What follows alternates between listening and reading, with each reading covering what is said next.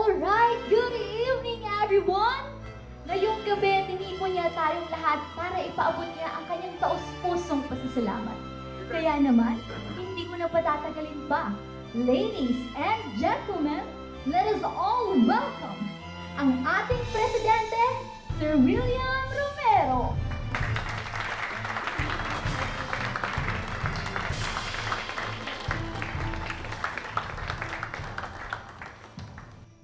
Maraming salamat po sa inyo. Maraming salamat po at pinamulakan nyo ang invitasyon ko sa salusalan ito. Bago pa lang po ako sa pwesto.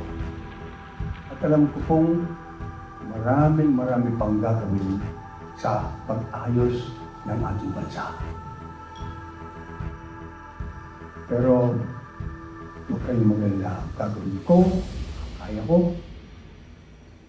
At maraming salamat sa binigay niyong pagtiwala sa akin.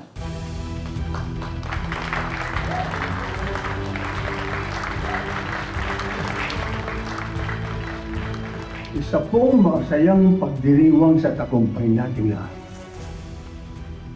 Para sa atin po ito, mga kaibigan, mga kalyado sa politika, sa negosyo, sa mga kaibigan ko. Kasama ko po kayong lahat sa tagumpay na to.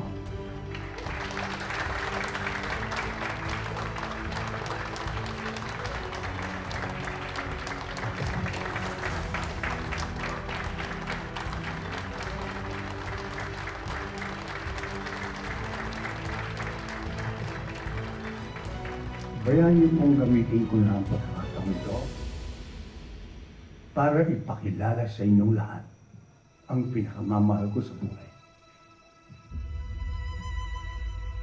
Milyon-milyon ang tumatawag sa akin ng tatay. Pero sa totoo lang, isa lang po ang anak ko.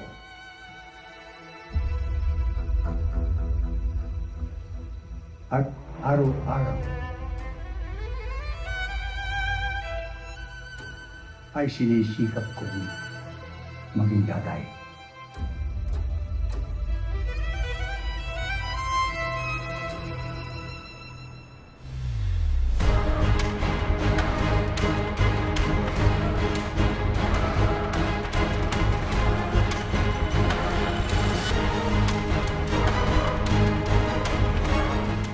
Wala ang magiging kulay ng gabi na ito.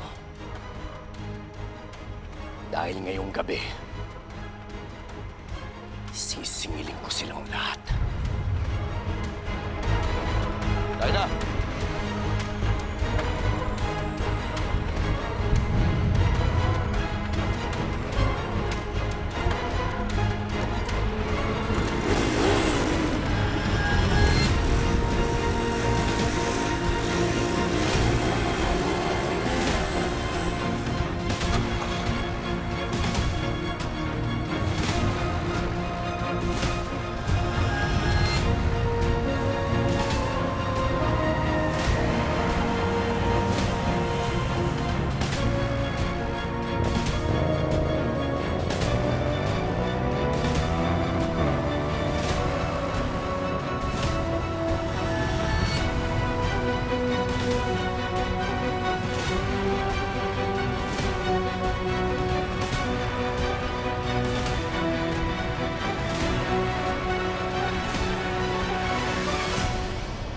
Ngayon, muli nating pasulubungan ng palakpakan ang aking anak,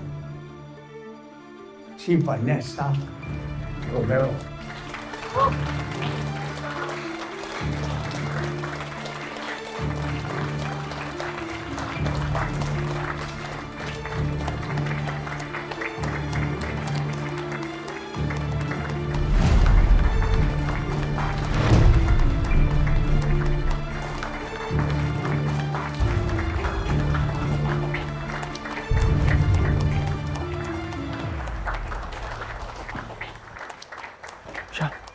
Siya yung anak ni William. Parang mangyayaring anak ni William yan, kaibigan ni Elias yan.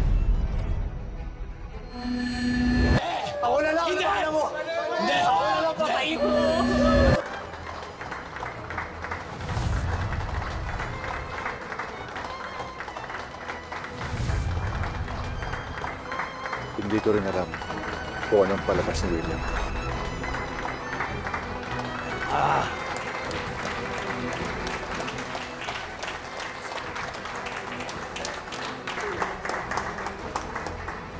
Anak, piniti ka. Kaharap mo ang pinakamakapangyarihan na tao sa buong Pilipinas.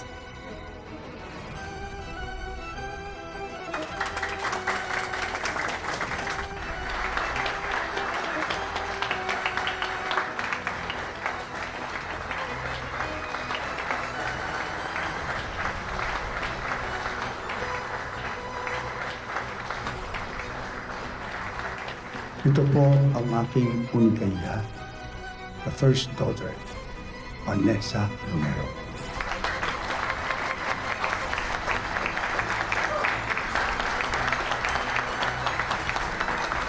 Magandang gabi po sa inyo lahat.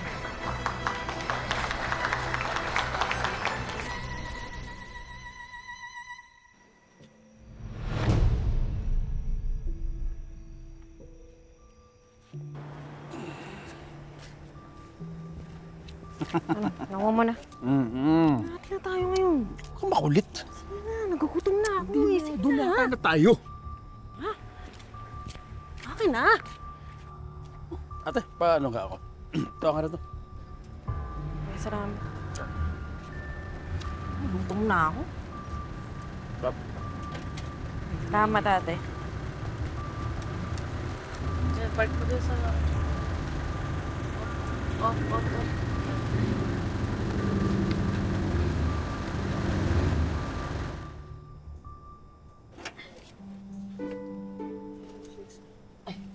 Oka, 800 ang iti-take ko. Tapos labas na dito yung 1-2 na boundary para kay Belen. Diba? Alam mo sa tingin ko, itong bata na to yung swerte.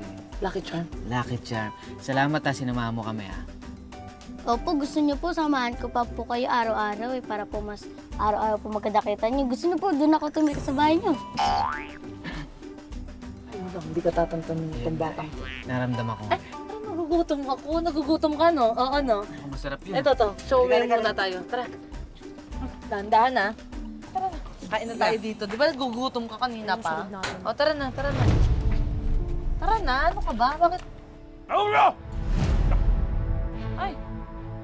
Ilang araw ka na namin hinahanap Dito ka lang pa. Balik ka dito! Sir, saglit lang. Ay, sandali lang naman nasasaktan yung bata. Sino ba kayo? Di naman namin kayo kilala. Bata, nasasaktan eh. Hindi. Ma'am, kasi nung isang araw, sa jeep nakatulog yung bata na yan. Ang totoo, ihahatid namin siya sa inyo. Ang sabi niya, ayaw daw niya Ayaw niya daw umuwi kasi sinasaktan niyo daw siya. Napansin ko ang daming pasa tsaka sugat. Maawa naman kayo.